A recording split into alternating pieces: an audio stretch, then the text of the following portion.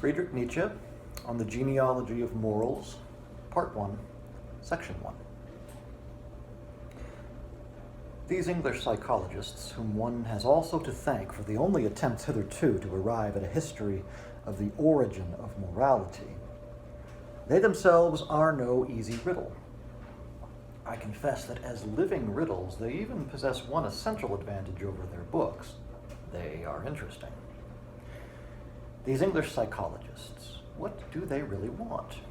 One always discovers them voluntarily or involuntarily at the same task, namely at dragging the partie honteuse of our inner world into the foreground, and seeking the truly effective and directing agent, that which has been decisive in its evolution, in just that place where the intellectual pride of man would least desire to find it, in the vis inertiae of habit, for example, or in forgetfulness, or in a blind and chance mechanistic hooking together of ideas, or in something purely passive, automatic, reflexive, molecular, and thoroughly stupid.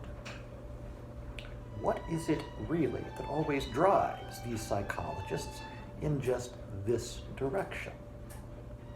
Is it a secret, malicious, vulgar, perhaps self-deceiving instinct for belittling man? Or possibly a pessimistic suspicion, the mistrustfulness of disappointed idealists grown spiteful and gloomy? Or a petty subterranean hostility and rancor toward Christianity and Plato that has perhaps not even crossed the threshold of consciousness? Or even a lascivious taste for the grotesque, the painfully paradoxical, the questionable and absurd in existence? Or finally, something of each of them, a little vulgarity, a little gloominess, a little anti-Christianity, a little itching and need for spice. But I am told they are simply old, cold, and tedious frogs, creeping around men and into men, as if in their own proper element, that is, in a swamp. I rebel at that idea. More, I do not believe it, and if one may be allowed to hope where one does not know, then I hope from my heart they may be the reverse of this, that these investigators and microscopists of the soul may be fundamentally brave, proud, and magnanimous animals, who know how to keep their hearts as well as their sufferings in bounds, and have trained themselves to sacrifice all desirability to truth, every truth, even plain, harsh, ugly, repellent, unchristian, immoral truth. For such truths do exist. Okay, so the first thing, I guess, to point out here is his use of the term psychologist. He talks about these English psychologists, and obviously that term has changed quite a bit in the last couple of centuries. When Nietzsche's writing, there really is no discipline of clinical psychology. Academic psychology is just barely getting off the ground.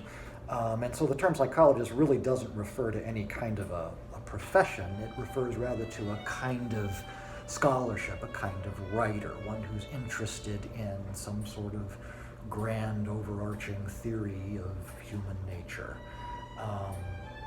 And as for the English part, I think probably the kind of figure that he has in mind here would be maybe most centrally somebody like Herbert Spencer, or Thomas Henry Huxley, James Mill, John Stuart Mill, the utilitarians in general.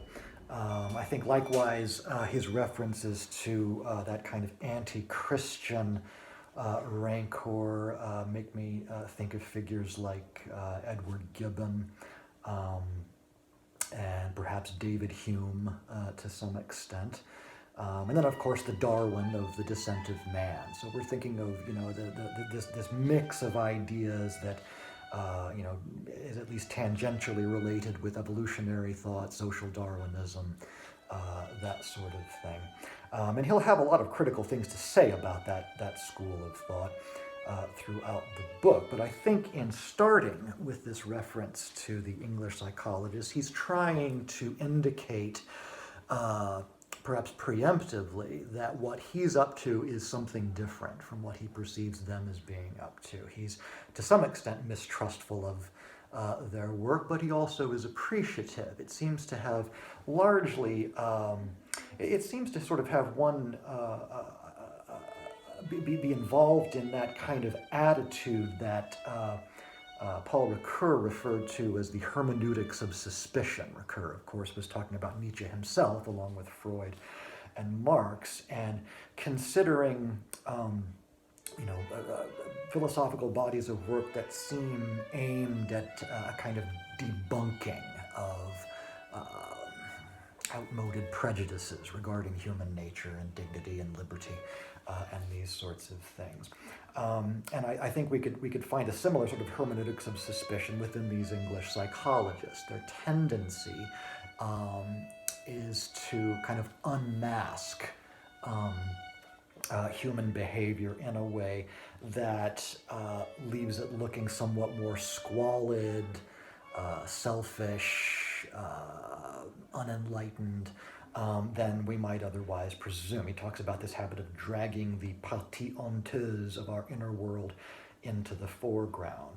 And I think what he wants us to know is that while that is definitely, we're going to find him doing that quite a lot throughout this book, it's not the only thing that he's up to. He's not simply a provocateur who's looking to discredit notions about the dignity of human nature or humanistic optimism or anything like that. He does want to do that, but he also wants to put in their place values that he genuinely does believe in. He refers at the end of the passage to these truths,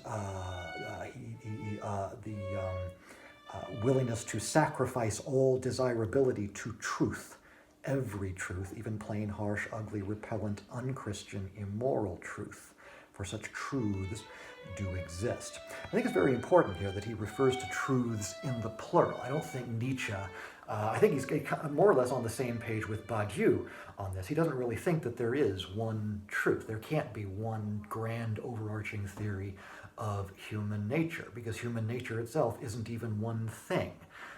Another thing that he's going to develop throughout this book. And so there can't be, a scientific theory of it. Nevertheless, there are truths that we will, be able to uncover, but they're not going to amount to any kind of a systematic construction of a coherent picture of human nature. There are always going to be exceptions that move our thought by complicating it rather than making it simpler. So this is Nietzsche's sort of preface after the preface. I believe he's delivering to us a kind of warning that though we are going to find him on occasion indulging this instinct for belittling man, that's not everything that he's up to. His project is not one simply of debunking, and while there might be a hermeneutics of suspicion at work here, there's something else that needs to show up to complement it, and we're going to want to keep our ears open when he makes those kinds of statements, when he's not simply discrediting popular or academic prejudices, but asserting the truths or the values that he genuinely believes in.